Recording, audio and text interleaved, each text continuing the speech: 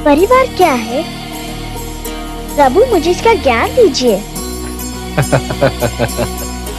परिवार वो है वत्स जो जीने का उद्देश्य देता है, मानव को ये बताता है कि संसार में क्यों जिया जाए, किसके लिए जिया जाए। और संसार क्या है भगवान? संसार संसार एक बड़ा परिवार है पुत्र। परिवार का विशाल रूप है, मेरी श्रेष्ठ रचना है। वसुधैव कुटुंबकम, ये सारी वसुधा, ये सारी धरती एक ही कुटुंब है, एक ही परिवार है वत्स।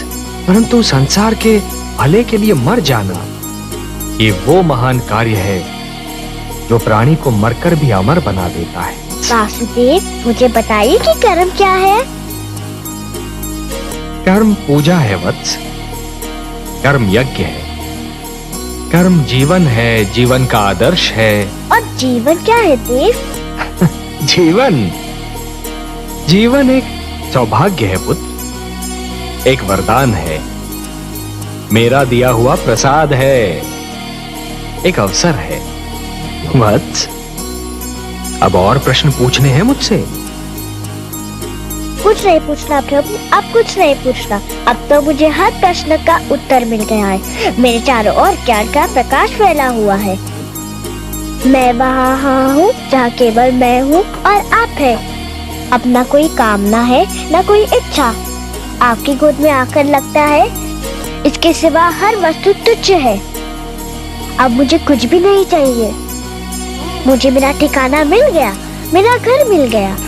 नहीं वत्स, मेरी गोद तुम्हारा ठिकाना नहीं, तुम्हारा घर नहीं।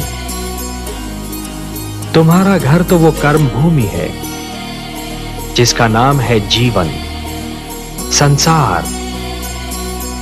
भक्ति से तुमने मेरा मन जीत लिया, अब कर्म के माध्यम से तुम्हें परिवार का मन जीतना है।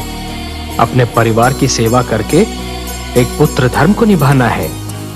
ये प्रेम, ये स्नेह और एक दूसरे का आदर करने की ये भावना ही मानव जाति को संस्कृति देगी, सभ्यता देगी, उसे उत्थान का मार्ग दिखाएगी। ये भावनाएं और इनको प्रदर्शित करने की शक्ति केवल मानव जाति को मिली है। यदि मानव ने इन भावनाओं की रक्षा की तो ये भावनाएं उसे जीवन की प्रेरणा देंगी, उन्नति की शक्ति देंगी, उसे शांति का मार्ग दिखाएंगी। और यदि मानव ने इन भावनाओं को त्याग दिया तो वो पशु और पिशाच के स्तर से भी नीचे जा गिरेगा।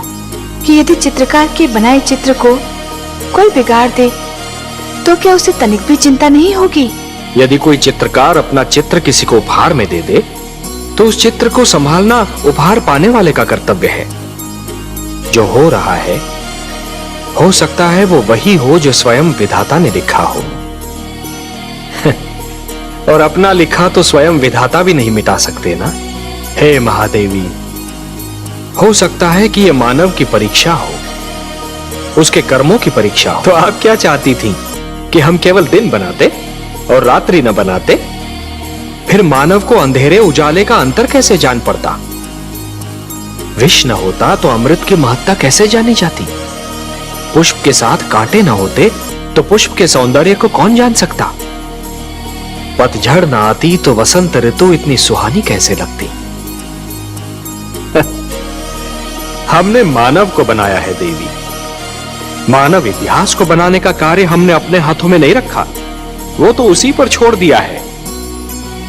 अभी तो उसे अपनी शक्ति का आभास हुआ है। इसी से उसे न्याय अन्याय, सत्य असत्य, धर्म अधर्म और पाप और पुण्य की जानकारी भी होगी। हमने बुद्धि दी है मानव को, विवेक दिया है उसे। यदि असत्य और अधर्म अपनी सीमा को पार कर गए, यदि धर्म की हानि होने लगी तो हम स्वयं धरती पर जाएंगे। हम वचनबद्ध हैं